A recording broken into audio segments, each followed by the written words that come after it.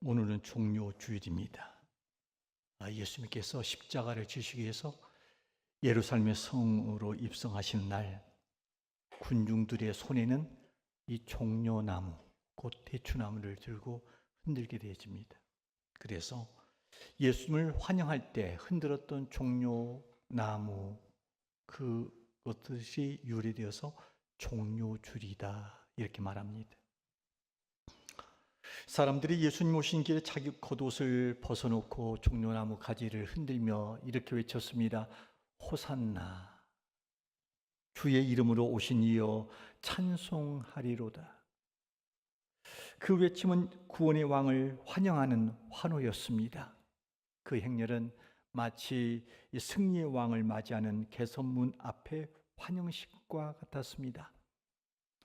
사람들은 그날 예수님이 무언가 크고 놀라운 일을 벌이실 거라 큰 기대를 가지고 있습니다. 로마 압제에서 이스라엘의 구원할 지도자로서 기적을 일으키고 많은 군중들을 모았던 예수님께서 새 시대를 열어줄 것을 생각했습니다. 그러나 예수님은 이렇게 말씀하십니다. 인자가 온 것은 섬김을 받으려 함이 아니라 도리어 섬기려 하고 자기 목숨을 많은 사람의 대속물로 주려 함이라. 예수님은 정치적인 왕, 세상의 영광을 취한 것이 아니라 하늘의 미랄로 썩어져 많은 열매를 맺기 위한 십자가를 향한 길을 선택하셨습니다. 한마디로 예수님은 십자가를 지려고 예루살렘 성으로 입성하셨습니다. 기독교의 중심에는 이 십자가가 서 있습니다.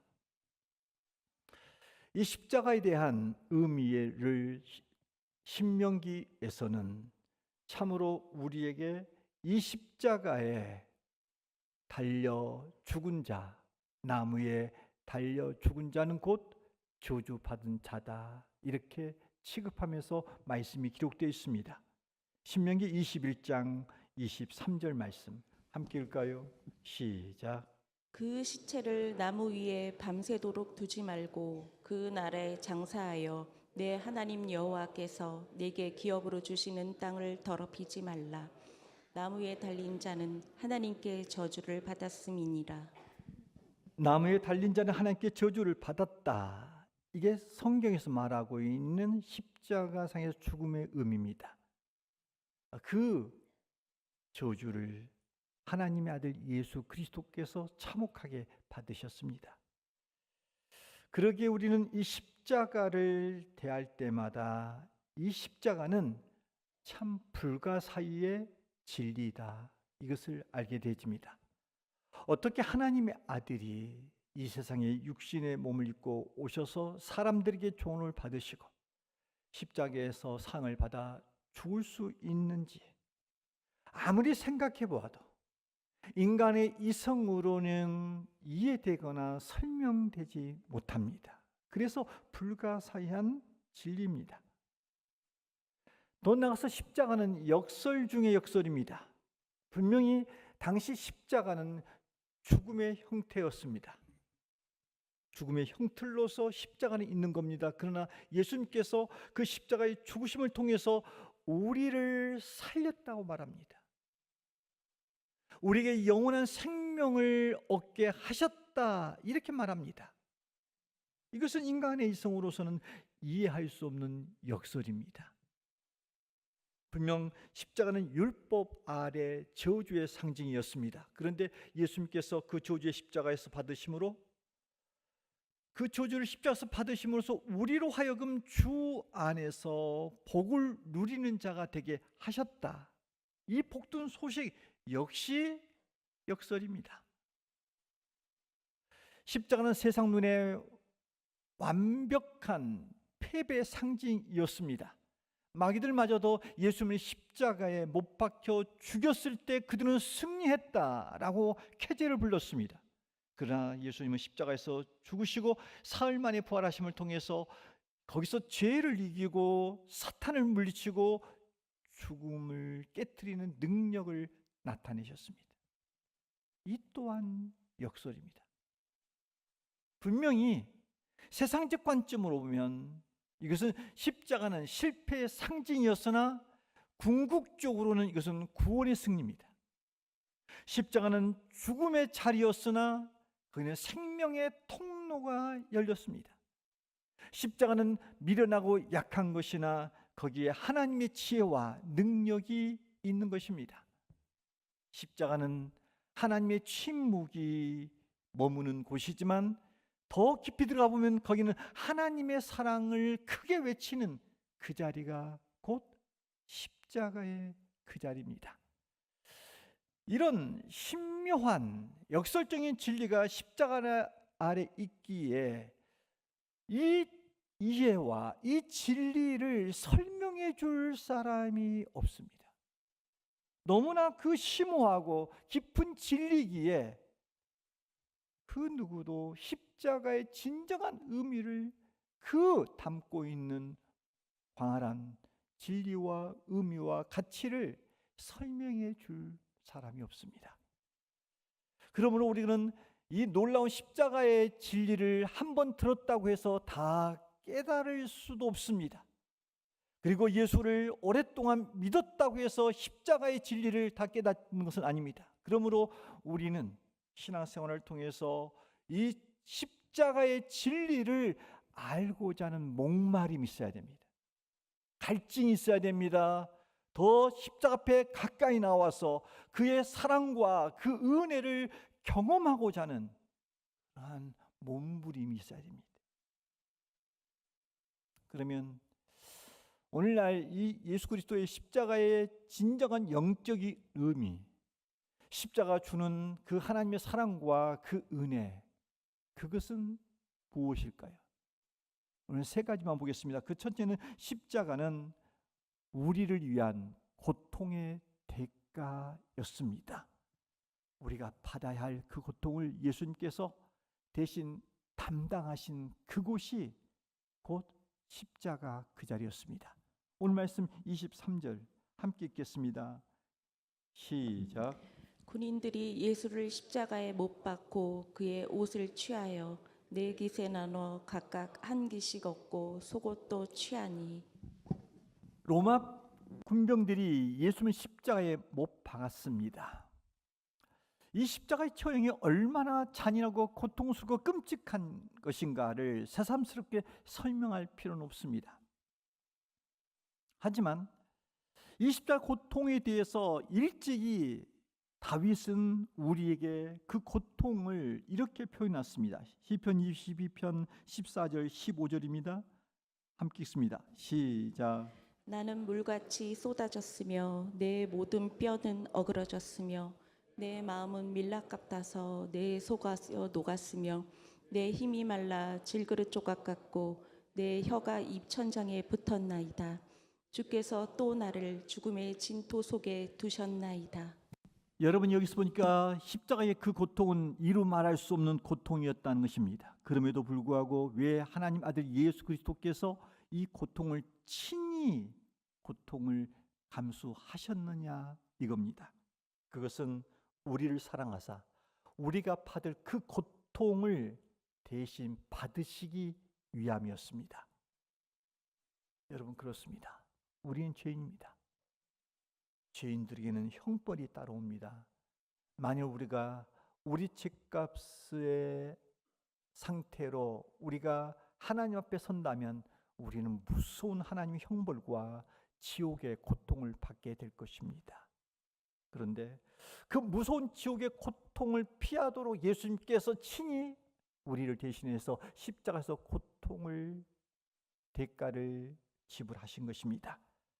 이 부분에 있어서 이사야 선지자는 예수님이 우리의 고통을 짊어지실 것을 훗날을 내다보면서 이사야 53장 5절에서 이렇게 예언했죠. 함께 읽을까요? 시작. 예수 그리스도가 십자가에서 찔림은 우리의 허물을 인함이요 그가 상함은 우리의 죄악을 인함이라.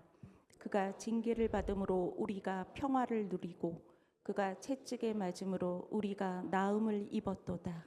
우리가 받아야 될 그 징계, 우리가 받아야 될 그 고통, 우리가 받아야 될 그 아픔, 그 모든 것들을 예수님이 대신 십자가에서 지셨다는 겁니다. 혹 우리 중에 남이 모르는 고통과 아픔이 있습니까? 여러분, 우리 인생은 결코 호락하지 않습니다.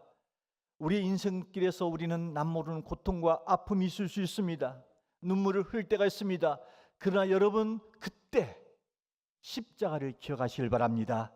그리고 십자가 앞에 나오시길 바랍니다.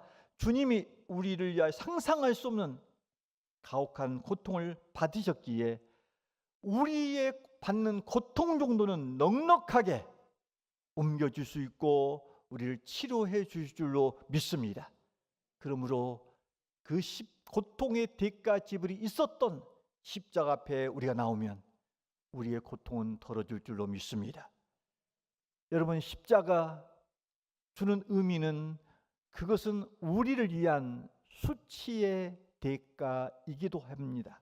오늘 말씀 23절이 그렇게 말씀하고 있죠. 함께 읽어볼까요? 시작. 군인들이 예수를 십자가에 못 박고 그의 옷을 취하여 네 깃에 나눠 각각 한 깃씩 얻고 속옷도 취하니 이 속옷은 호지 아니하고 위에서부터 통으로 짠 것이라. 예수님은 십자가에서 참혹한 수치, 모멸, 모욕을 당하십니다. 그는 매질을 당하십니다. 침뱉음을 당하십니다. 뺨을 얻어맞습니다. 머리엔 가시 멸령환을 쓰시고 완전히 벗겨진 채 높이 장대 십자가의 틀에 매달리게 되어집니다. 그 십자가 못 박히신 예수님의 그 부끄럽고 처량한 그 모습을 다윗은 일찍이 시편 22편 6절에서 이렇게 예언합니다. 나는 벌레요, 나는 사람이 아니라 사람의 해방거리요 백성의 조롱거리이다. 주님의 내면의 탄식입니다. 왜 주님이 이렇게 참혹한 수치를 당하셔야만 했나요?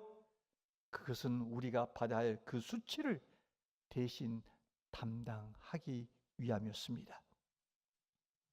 여러분, 죄는 반드시 수치를 동반합니다. 에덴 동산에서 아담과 하와가 범죄를 하자마자 그들에게 찾아온 첫 번째 정서적인 감정 뭡니까? 부끄러움이었습니다. 그래서 나뭇잎을 엮어서 부끄러운 하체를 가립니다. 그래도 그 부끄러움을 감출 수 없어 그는 숨어버리고 맙니다. 또한 죄는 우리에게 부끄러움을 가져다 줍니다. 여러분, 만약 지금이라도 우리가 정말 죄 용서를 받지 않는 상태에서 하나님이 천국문을 열어놓고 천사를 통해서 우리에게 천국으로 올라오라고 초청한다면 과연 우리는 아무런 거리낌 없이 떳떳하게 천국을 들어갈 수 있다고 생각하십니까? 아마 모든 사람이 못 들어갈 겁니다. 왜 그런지 아세요? 부끄러워서 우리는 우리의 죄된 모습으로는 들어갈 수가 없습니다. 하나님의 빛나는 그 영광 앞에 더러운 우리의 모습 그대로는 절대로 들어갈 수가 없습니다. 그러나 예수 그리스도께서 십자가에서 우리의 수치를 다 당하셨기에, 모든 수치를 감당하셨기에 우리는 당당함으로 예수 공로 의지하여 주님 앞에, 하나님 앞에 나갈 수 있는 줄로 믿습니다. 그러기에 이 십자가의 그 사랑과 그 은혜는 얼마나 크고 놀라운지 모릅니다. 나가서 십자가는 또 하나 구원의 완성된 자리입니다. 30절 말씀 함께 읽겠습니다. 시작. 예수께서 신 포도주를 받으신 후에 이르시되 다 이루었다 하시고 머리를 숙이니 영혼이 떠나가시니라. 예수님이 십자가에 돌아가시면서 테텔레스타이, 다 이루었다. 이 테텔레스타이, 다 이루었다는 말은 특별히 이 상거래 때 사용하는 언어입니다. 물건을 살 때 그 값을 지불하면서 지불하는 사람이 값을 다 지불했습니다 라고 하는 뜻에서 테텔레스타이라는 단어를 씁니다. 또한 미술가가 오랫동안 작품을 만들다가 마지막 완성 시점에 마지막 붓을 찍으면서 야, 다 마쳤다 할 때 이 단어 테텔레스타이, 다 이루었다라고 말하는 겁니다. 주님이 십자가에서 달려 죽으실 때 테텔레스타이, 다 이루었다고 하는데 무엇을 다 이루었다라고 운명하셨던 것입니까? 여러분, 죄값은 사망입니다. 예수님께서 십자가에서 대신 죽으심으로 우리의 죄값이 다 지불되어졌기에 다 이루신 것입니다. 하나님의 구원 계획의 설계도를 하나님이 짜셨는데 예수 그리스도가 십자가에서 죽으심으로써 그 구원 계획의 설계도, 이 작품의 마지막을 찍었던 그 정점이 바로 예수 그리스도가 십자가에서 죽으심을 통해서 구원을 완성했다, 그 말입니다.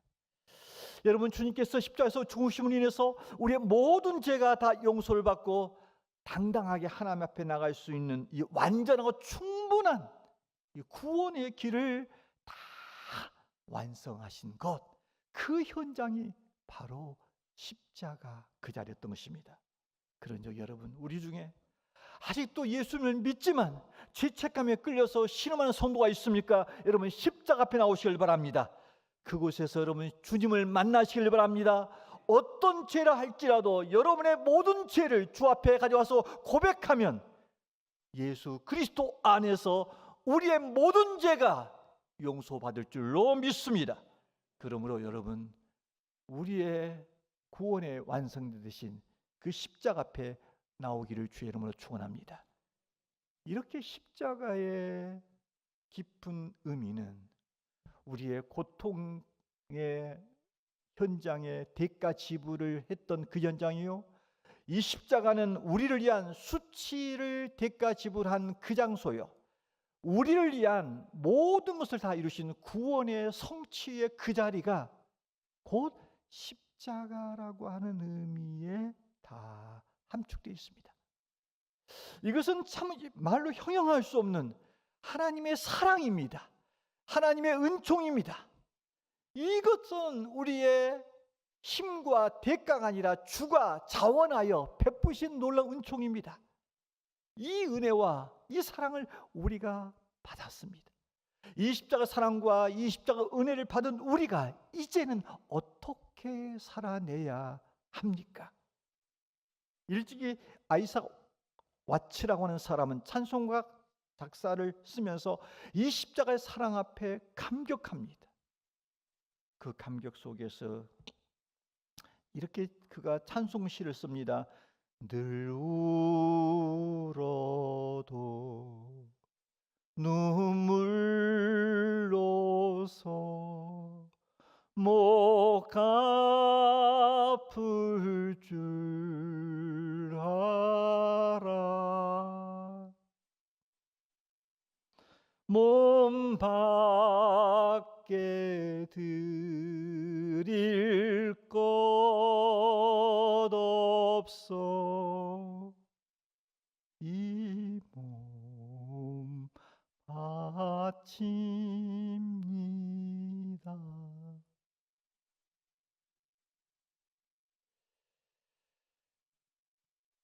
그렇습니다. 막상 십자가의 사랑과 은혜를 경험하면 자기의 가장 소중한 것을 드리고 싶은 마음이 듭니다.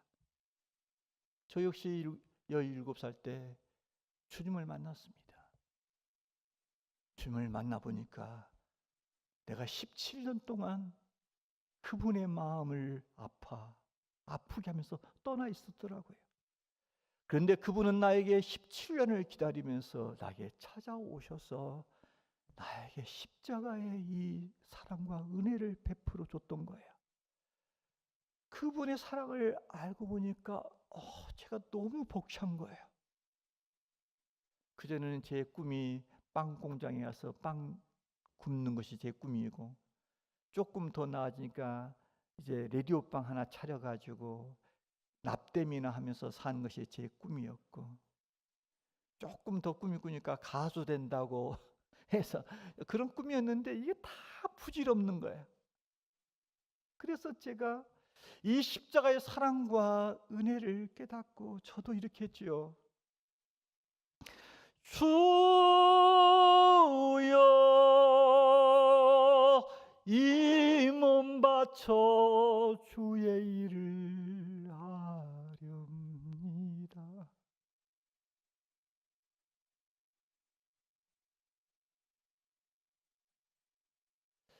그래서 저는 결국 목사가 된 것 같습니다.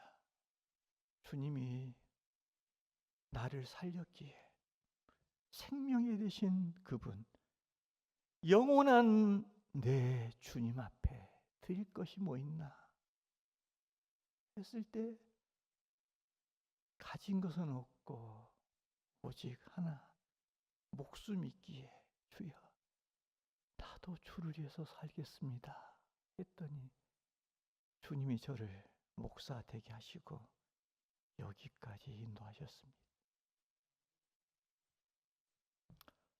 여러분, 기독교의 중심에는 우뚝 선 십자가가 있습니다.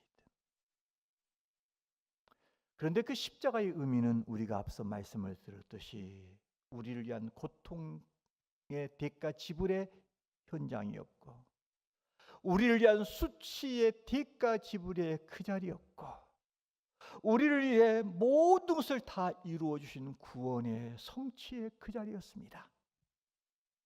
그러나 여러분, 단순히 이런 정서적, 감정적 이러한 우리에게 따뜻함을 주는 것으로 십자가의 사랑과 십자가의 은혜가 끝나지 않습니다.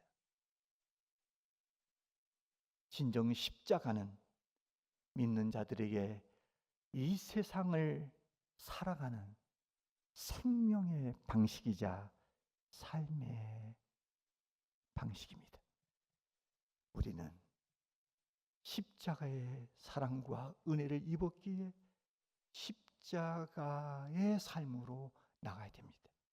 이 부분에 있어서 마태복음 16장 24절에서 예수님은 이렇게 말씀하십니다. 함께 읽습니다. 시작.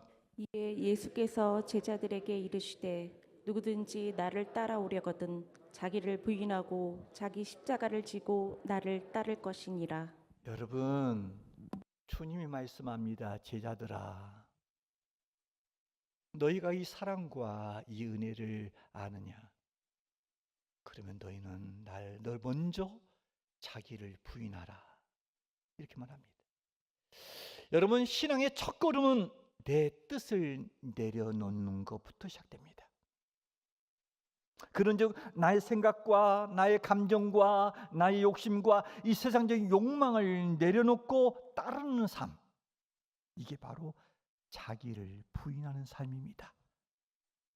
나가 주님은 여기서 한 단계 더 적극적인 명령을 내립니다. 자기 십자가를 지고 나를 따르라. 여러분, 십자가 속에는 고난이라고 하는 면으로 끝나지 않습니다. 이 십자가의 말 속에는 사명이 상징되어 있습니다.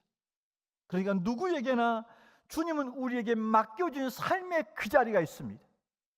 주님께서는 각 사람에게 허락하신 고난의 현실이 있습니다. 주님께서는 각 사람이 이 땅 위에서 이루어가야 될 또 하나의 사명이 있습니다. 그것이 곧 우리에게 주어진 자기 십자가입니다. 이 십자가는 억지로 끌고 가는 게 아닙니다. 어떤 사람은 십자가를 타고 가는 사람이 있습니다. 십자가를 통해서 영광과 영달과 이 세상 것들을 누려갑니다. 어떤 사람은 십자가를 끌고 가는 사람이 있습니다. 마지못해서 어거지로 질질 끌고 갑니다. 그러나 여러분, 십자가는 지고 가는 겁니다. 질 때 이게 가볍고 나중에는 이 안에 기쁨이 있는 겁니다. 누구나 져야 될 십자가, 자기 십자가는 지고 가는 겁니다. 기쁨으로 감당하는 겁니다.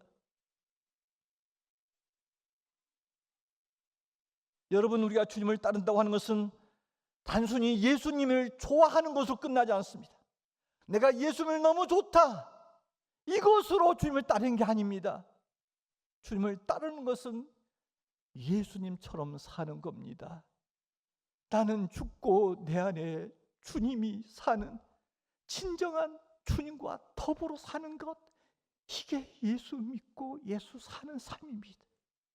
예수님을 사랑하기에 말씀을 사랑하고 말씀 앞에 순종하고 그리고 주님을 사랑하기에 복음을 위한 삶을 사는 것, 이게 십자가를 지고 따르는 삶입니다. 비록 그 길이 좁고 힘들지라도 포기하지 않고 끝까지 따라가는 것, 이것은 십자가의 사랑과 십자가 은혜를 경험한 자들의 제자들의 삶입니다. 그런즉 이미 십자가의 사랑과 그 은혜를 경험한 주사랑 가족 여러분, 부탁합니다. 십자가의 사랑과 은혜에 머물러 있지 마시고 십자가의 삶을 살아내기를 주의 이름으로 축원합니다. 자기를 부인하고 따르십시오. 자기 십자가를 지고 따르십시오. 그것도 날마다 따르십시오. 여러분, 이번 주간은 고난주간입니다. 오늘이 종료주일, 내일부터는 고난주간, 주님의 고난이 시작되고 있습니다.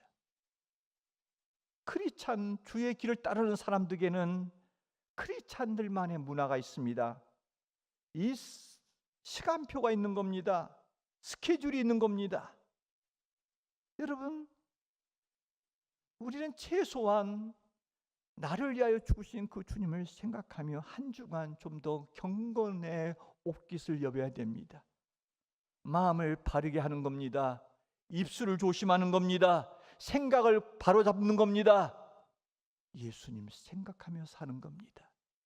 그러기에 좀 한 끼라도 금식하며 육체의 소욕을 절제시키며 그리고 매스미디어를 통하여 좀 절제도 하고 TV도 좀 절제하고 핸드폰도 절제하고 게임도 절제해가면서 말씀을 펴놓고 십자가의 길을 한번 따라와 보시길 바랍니다. 특별히 내일부터 고난주간 온 세대 전 교우들이 늦은 밤 기도회를 하려고 합니다. 요즘에 저희 교인들이 주일날 보면 청년들이 지난주는 한 75명 나왔다 그래요. 뭐 장례가 합하면 거의 한 300명 정도가 주일날이면 나오고 있습니다. 그런데 특별할 때 온 세대 나오라 그러면 그 정도 나와서 여기 한번 예배를 좀 드리고 싶은데 잘 나온 사람만 나와요. 말씀을 들어도 전혀 한 발자국의 변화도 없는 거예요. 여전히 내 식과 내 방법과 자기의 부인 없이 다른 삶을 살아가고 있어요. 누가요? 여러분이요.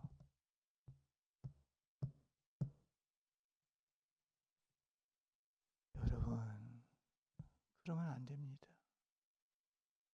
그러면 안 됩니다. 평소에 기도하지 않았던 분들 고난주간 때는 시간을 내서 퇴근 늦으면 늦은 시간에 와서 기도라도 하셔서 좀 더 마음을 모으시고 주의 발자취를 함께 오시길 바랍니다. 특별히 이번 주간에는 하늘과 땅을 잇는 우리 주님의 십자가에서 외친 7마디 가상 7원의 메시지를 가지고 여러분에게 영적으로 인도할 겁니다.